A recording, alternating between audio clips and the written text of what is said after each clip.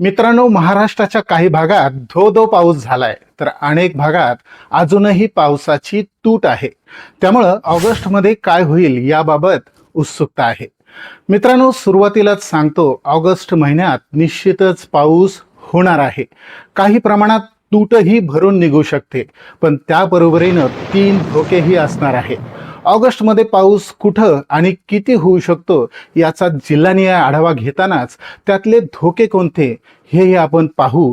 पण त्यासाठी यंदाचा मान्सूनही आपल्याला थोडक्यात समजावून घ्यावा लागेल. नमस्कार मित्रांनो, बातमीची स्टोरी या आपल्या यूट्यूब चॅनलच्या हवामान अपडेटमध्ये तुमचं मनपूर्वक स्वागत. मित्रांनो, मराठवाडा आणि विदर्भात अनेक जिल्ह्यात अद्यापही पाऊस कमी आहे, तर दुसरीकडं कोकण आणि मध्य महाराष्ट्रातल्या घाट विभागांमध्ये विक्रमी पाऊस झालाय. भिरा आणि ताम्हिणी घाटातला पाऊस देशातल्या सर्वाधिक पावसाच्या यादीत नोंदवला गेलाय.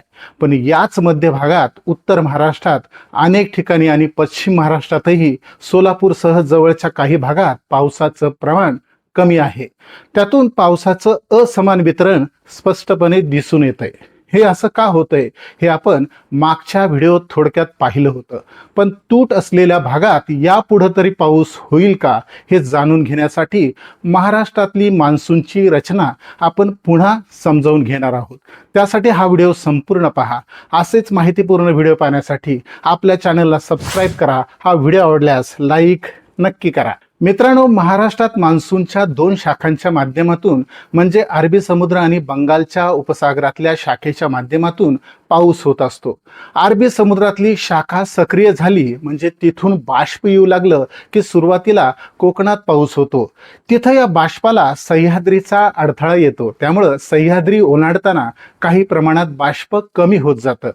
शिल्लक राहिलेलं बाष्प घाट ओलांडून पुढे गेल्यास मध्य महाराष्ट्रापर्यंत पाऊस होतो.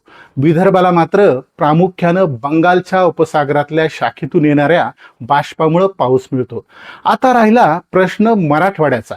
मराठवाडा किंवा एकूणच महाराष्ट्रातल्या बरोबर मधल्या भागात पाऊस व्हायचा असेल तर दोन्ही शाखा प्रभावी व्हाव्या लागतात.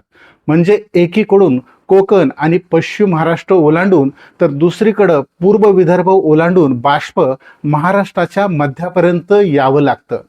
त्याचप्रमाणे दक्षिणेकडूनही महाराष्ट्राच्या मध्यवर्ती भागाकडं बाष्प येणं आवश्यक असतं. पण आतापर्यंत यावर्षी काय झालं हे पाहिलं तर अरबी समुद्रातून येणारं मोठ्या प्रमाणावर बाष्प अनेकदा सह्याद्रीतच अडकून राहिलं, त्यामुळे घाटात विक्रमी पाऊस झाला. तसंच हे बाष्प उत्तर महाराष्ट्र आणि महाराष्ट्राच्या दक्षिणेकडे फारसं पोहोचलं नाही. मराठवाड्यालाही त्याचा पुरेसा वाटा मिळाला नाही. दुसरीकडं बंगालच्या उपसागरातून पश्चिम विदर्भ, पूर्व मराठवाडा किंवा महाराष्ट्राच्या दक्षिण भागाकडं मोठ्या प्रमाणावर बाष्प येऊ शकलं नाही. त्यामुळं या भागात पावसाचं प्रमाण कमी राहिलं. पण सध्या तूट असलेल्या भागात ऑगस्टमध्ये पावसाची शक्यता आहे. त्याचा जिल्हानिहाय अंदाज आपण पाहूच, पण पावसाचं असमान वितरण हा पहिला धोका आहे. हा धोका ऑगस्टमध्येही राहू शकतो. मित्रांनो, मान्सूनवरचा दुसरा धोका अर्थातच प्रशांत महासागरातला असणारा एल निनो आहे. या एल निनोचा प्रभाव मान्सूनच्या दुसऱ्या टप्प्यात जून जुलैपेक्षाही वाढणार आहे. हा एल निनो आपल्या मान्सूनचं बाष्प कसा पळवून नेतो हे आपण यापूर्वी अनेकदा पाहिले. त्यामुळं हा महत्त्वाचा दुसरा धोका आहेच, पण त्याच्यावरही काही प्रमाणात मात करून महाराष्ट्रात ऑगस्टमध्ये किती पाऊस होऊ शकतो याचा सुरुवातीला जिल्हानिहाय आढावा आपण घेऊ आणि त्यानंतर त्या तिसऱ्या धोक्याची माहिती घेऊ. मित्रांनो, हवामान विभागाच्या दीर्घकालीन अंदाजाच्या नकाशांचा आधार घेऊन आपण ऑगस्ट मधल्या पहिल्या 3 आठवड्यातल्या पावसाचा अंदाज पाहू. नकाशातला हिरवा रंग गडद असलेल्या भागात जास्त पाऊस, तर रंग फिकट होत जाणाऱ्या भागात पावसाचं प्रमाण कमी राहू शकतं. त्यानुसार ऑगस्टच्या पहिल्या आठवड्याचा अंदाज पाहिला तर या आठवड्यात कोकण विभागात मुंबई ठाण्यासह बहुतांश भागात पाऊस असेल. मध्य महाराष्ट्रात नाशिक पासून पुणे आणि कोल्हापूरपर्यंतच्या घाट क्षेत्रात आणि जिल्ह्याच्या पश्चिम भागातही काही प्रमाणात पाऊस राहील. विदर्भातही अनेक भागात पावसाची शक्यता आहे. पण मराठवाड्याच्या बहुतांश भागासह उत्तर महाराष्ट्रात पावसाचं प्रमाण कमी राहू शकतं.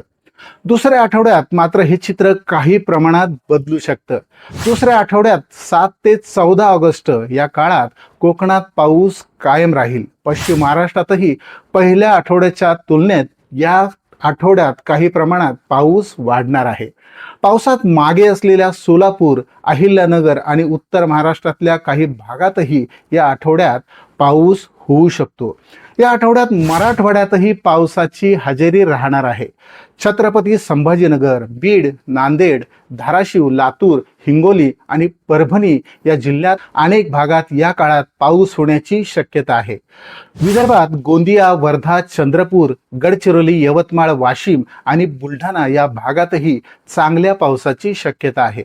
त्यानंतर साधारण 14 ते 20 किंवा 22 ऑगस्ट पर्यंतच्या कालावधीत कोकण आणि सह्याद्रीच्या घाट विभागांमध्ये पाऊस कायम असेल. पूर्व विदर्भातही पाऊस राहणार आहे.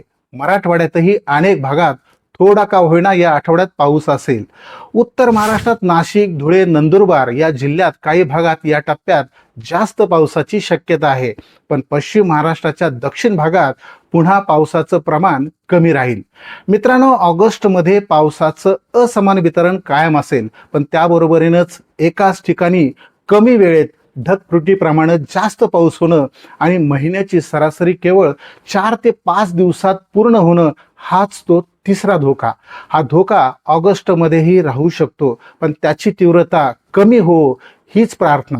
मित्रांनो, मान्सूनच्या दुसऱ्या टप्प्यातल्या सप्टेंबर पर्यंतच्या पावसाचा संपूर्ण हवामान विभागाचा अंदाज आपण पुढच्या भागात नक्की पाहू. तोवर धन्यवाद.